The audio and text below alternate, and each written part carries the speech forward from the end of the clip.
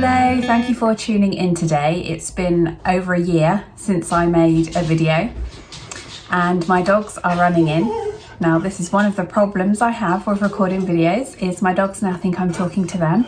So we'll let them settle for a moment and hopefully, yes, they're walking away. See, I'd normally pause this and start again. You know what, I'm going to carry on. So I've got quite a lot I want to say. Hopefully it won't take long, but I've actually written notes. So if I keep looking over here, I'm looking at my notes. But thank you for tuning in. Apart from a video I posted about prolactinoma, which is a hormone problem that I have, I haven't actually posted a video for over a year. And it's been a while. I haven't written many blogs. I haven't put out much content. I haven't had a new book out, and there are many reasons for all of this, and I'd like to share them because I am a chronic oversharer, but I would like to share them anyway. I've got things I want to say, and so yeah, come along with me for the ride if interested. So first of all, one of the reasons that I really struggled over the past year with putting content out is that I was placing all these limits on myself, and I kept thinking that I wanted to create a business or expand a small business that I already had in terms of mental wellness, running events, doing coaching and stuff. And all the advice around that is that you have to find a niche, that you need to find a very specific audience, that you need to get lots of views and comments and likes and grow an audience online. And I think in my head, I was thinking, I'm going to make this into a hugely successful business and commercialize myself as a brand in terms of talking about the mental wellness, in terms of doing some live coaching, running events and so on. But the trouble was that took the fun out of it, and it hindered my creativity. And I've had a bit of an epiphany in the last sort of month or so, because I was thinking, shall I just delete everything and start afresh, or not even start afresh, just delete everything, take down my YouTube, and just leave it at that. But something I realized is that, first of all, I already have a successful business, so I don't need to make money from this. If I do, then great, but I don't need to. And also well, okay, first of all, there are other reasons I haven't posted. I've also, this past year, I had, referring back to my hormone problem, I had some hormone problems and some health issues last year. I haven't slept very well. I think the pandemic really rocked my equilibrium, and I also had some anxiety. But what I'm trying to come back to basically is that it takes time to record these videos, to set up graphics, to post them. The same with my blog, it takes time. And I kind of guess I felt like I should get something back for that. But actually that's changed. I'm not trying to make money anymore, but I've got things to say and I want to say them. And so going forward, this is just going to be me. And let me refer to my notes. Oh, and I'm getting a text message coming up. See, normally I'd pause, I'd start again. I don't care about that stuff anymore. This doesn't have to be super professional. So going forward, this is just going to be me, and I'm going to talk about whatever I fancy, and it'll be a wide range of topics, from mental wellness, which I feel passionate about, and I do believe that we have a lot more control over that than the average person thinks. So mental wellness, how to look after our mental health, how to make ourselves feel happier, how to create a good life. I also want to talk about travel. As you may or may not know, I've got chronic wanderlust. I love a day out. I love trips in the UK and beyond. So I want to talk about that and share my travels, and hopefully spread information and inspiration to help you travel too. I'll probably talk about being vegan sometimes. I'd like to talk about relationships, and the work that they take, both romantic relationships, but also with friends, family, colleagues, acquaintances, and so on. I'll also talk about my romance novels. More news on that to come in a few minutes. And I would just like to talk about spiritual topics. Now, something that's hindered me a bit in the past about spirituality is that some of what I do in terms of the rituals and some of what I believe could be considered a bit hippie, a bit woo-woo, a bit out there. And actually there's a really big growing spiritual movement, but for those who are not into that, it can seem a bit out there and a bit weird. And I think I I didn't share my authentic self in that regard because of fear of judgment. And you know what? I'm 41, and what other people think, first of all, is none of my business, and second of all, doesn't matter.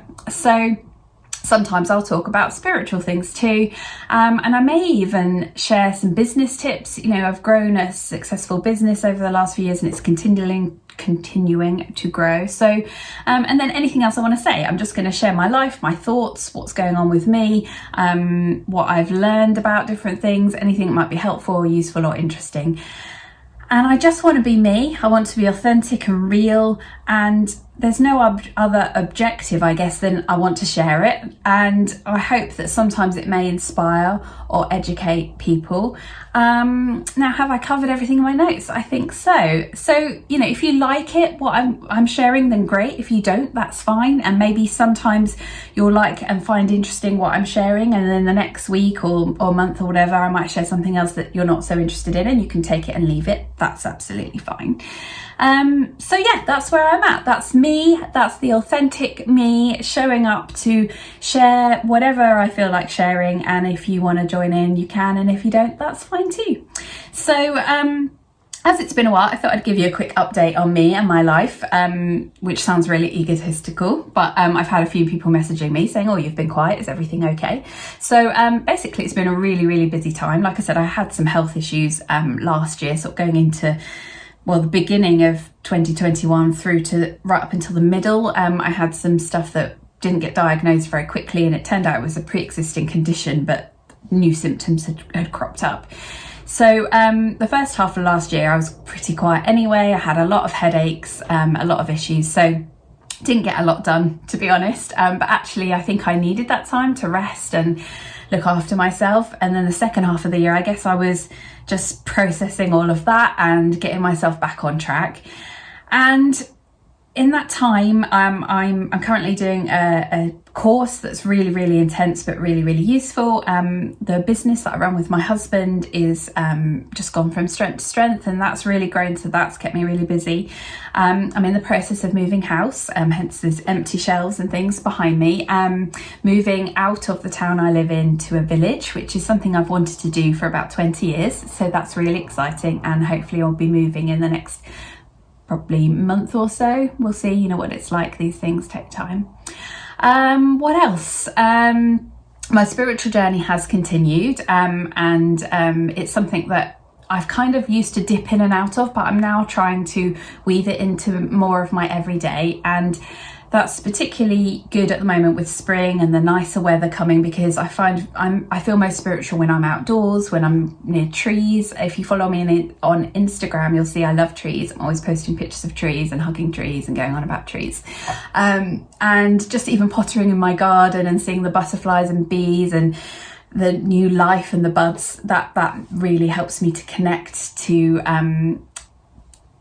connect spiritually, connect to the earth, and feel good. So that's good. And I'll talk more about that in future content. I am writing my next book. Thank you to the people that ask me about my writing. Is really amazing and astounds me when it's been a while.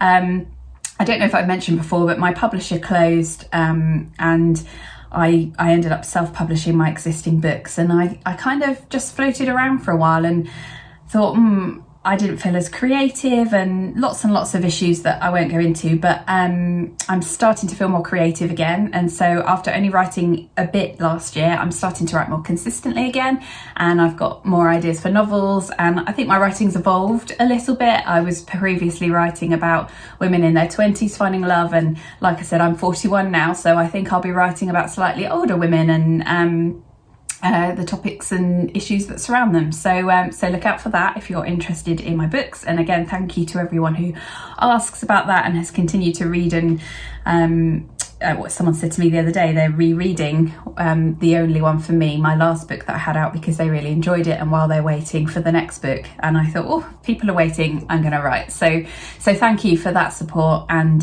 watch this space. Right, what else is on my list? So yes, I've been growing the business, I've been writing, spiritual journey, moving. I mean, that's pretty full on, isn't it? That's been keeping me busy. I'm looking forward to getting back into travelling abroad, and last year I did a couple of UK staycations and actually created some content that I haven't even shared yet about those. But as you know, I love to travel, so I will share some blogs or videos around those if you're interested.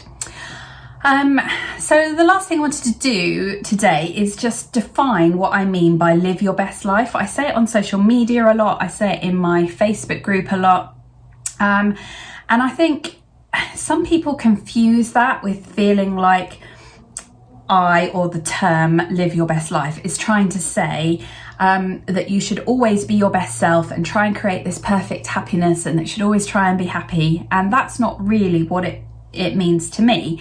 I think life is never perfect. We're always going to have ups and downs. There's lots of situations that are out of our control.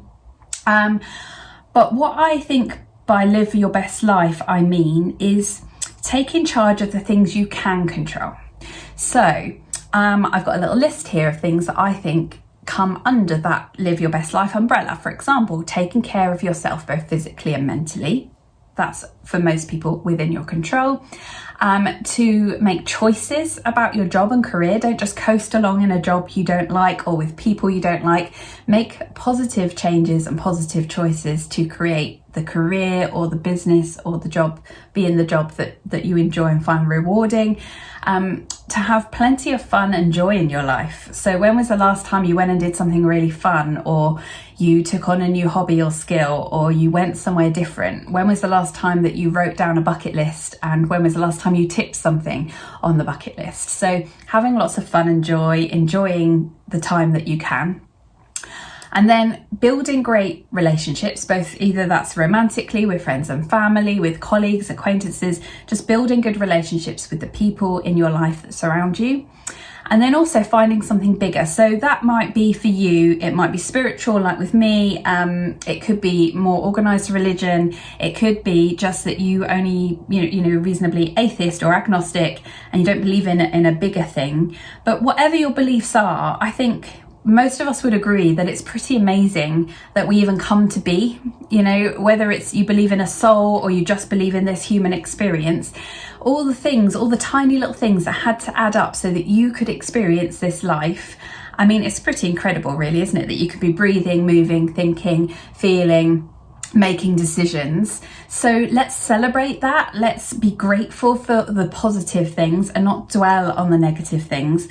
And let's make the most of this precious life that we've got, because if we can live it to the best of our ability, then what is there to lose, really? Why live any other way? And I think, wouldn't it be great to reach your final day and think, you know what, I had some fun, I did some fulfilling and rewarding things, I had some great relationships, and I did everything I wanted to. I think that's living your best life for me, and that's sometimes going to be easier than others depending on what's going on, but it's setting an intention to look after yourself, to be reasonably happy on the average day, to enjoy yourself, to have fun, to do fulfilling things and have great relationships.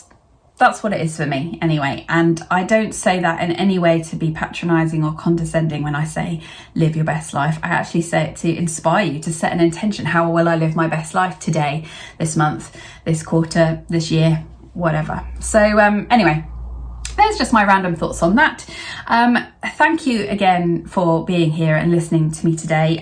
Watch this space for more of my random wafflings, because I'm going to start back up again. Some days I'll turn up like this. I've got a bit of makeup on today and I'm looking okay. Other days I might just be in my pajamas with messy hair, and you know what, that's okay too. I'm just going to be my authentic self, like I said. If you want to see more of me, then you could subscribe to my YouTube. You can follow me on Instagram. I've got a Facebook group called Live Your Best Life with Sarah. I'll pop all the links below if you're interested. The only thing left to say is I hope you have a wonderful day and live your best life.